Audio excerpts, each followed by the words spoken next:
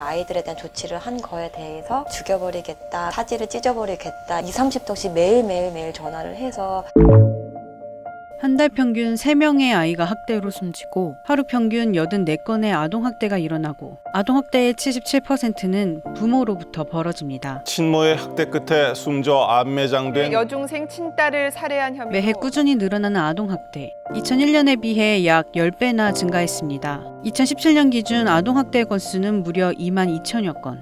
지금 이 순간에도 정서적, 신체적 학대를 받거나 방임을 당하는 아이들. 이 아이들을 지키는 아주 특별한 사람들이 있습니다.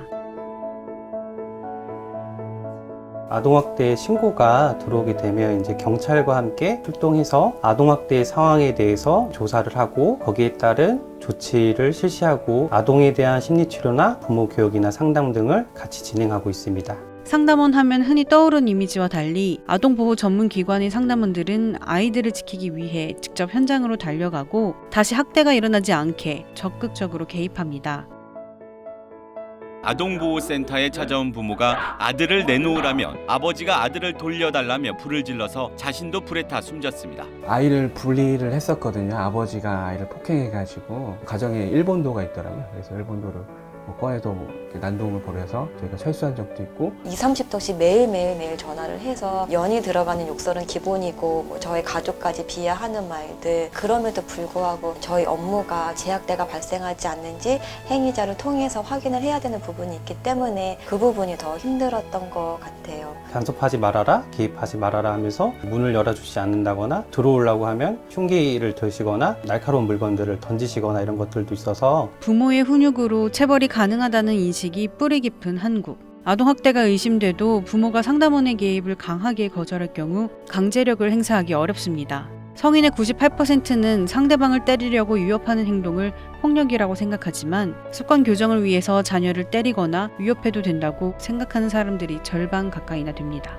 흔히들 많이 하시는 실수가 훈육이라는 이름으로 체벌을 하시는 건데요. 아동을 부모의 소유물로 여기고 체벌에 좀 관용적인 문화를 갖고 있기 때문에 아동학대 문제들이 많이 일어나고 있습니다. 실제로 아동학대를 목격한 248명 중 133명은 신고를 하지 않는다고 하는데요. 부모의 훈육은 상관할 일이 아니라고 생각하기 때문입니다. 이렇다 보니 관리 도중 부모로부터 다시 학대가 벌어지기도 합니다. 상담원들은 재학대를 막기 위해 최선을 다하지만 사람들의 인식 외에도 현실적인 제약이 또 있다고 합니다. 평균적으로 한 50가정 다자녀도 있잖아요. 그래서 70-80명 정도를 관리하고 있다고 보시면 될 것 같습니다. 방임 가정이라고 하면 잘 시키고 잘 케어하고 있는지도 확인이 필요하잖아요. 뭐 그걸 이제 좀 보호자를 통해서 확인한다든지 직접 보지 못하면 좀 아쉬움이 있죠. 강도가 더 높은 가정을 더 자주 가게 되고 그러다 보니까 재학대가 발생했을 때 좀 발견하는 시점이 늦어지거나 아이들을 지키는 이 특별한 사람들의 평균 근무 연수는 2.8년. 말도 안 되게 짧은 기간이 말해주듯 상담원들이 겪는 폭력과 열악한 노동 환경은 이들을 점점 지치게 합니다. 정말 힘들 때는 그냥 울어버리기도 하고요. 저도 힘들지만 사실 옆에 있는 직원도 힘들거든요. 이야기를 통해서 조금 풀어가려는 것들이 많았던 것 같고요. 해결을 진행하는 과정에서 좀 여러 가지 법적인 문제도 있고 좀 경제적인 대한 문제도 있고 그래서 온전히 내가 다 해결할 수 없음에도 불구하고 좀 책임감들이 조금 좀 이제 힘에 부칠 때가 생기는 것 같고요. 저도 이제 상담을 통해서 도움을 받기도 하고 그럼에도 상담원들은 아이들을 지킬 수밖에 없는 이유가 있다고 합니다. 아이를 2년간 학교를 안 보내고 소재지 파악도 안 돼가지고 그 사진 하나 가지고요. 탐문을 해서 제 아이를 발견하고 보호를 했는데 2개월짜리 그 둘째가 이제 태어나 있더라고요.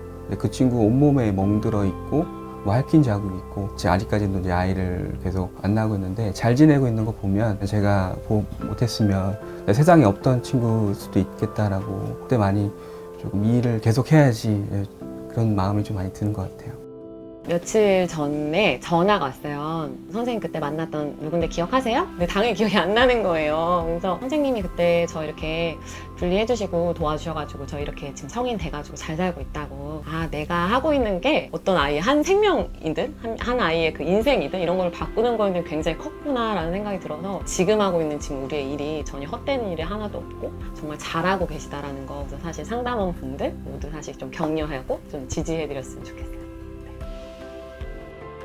상담원만으로 모든 아동학대 문제를 해결할 수는 없습니다. 경찰 역시 언어적, 물리적 폭력 등이 있을 경우 훈육도 학대일 수 있다는 관점으로 더 엄격하게 아동학대를 조사하겠다고 합니다. 정부도 학대당한 아동을 국가가 책임지고 아동처벌에 관대한 사회 분위기를 바꾸는 등 아동 권리를 강화하겠다고 발표했습니다. 지금 이 순간에도 우리 주변에서 학대를 당하는 아이들을 위해 중요한 것은 평소 우리들의 관심과 신고입니다.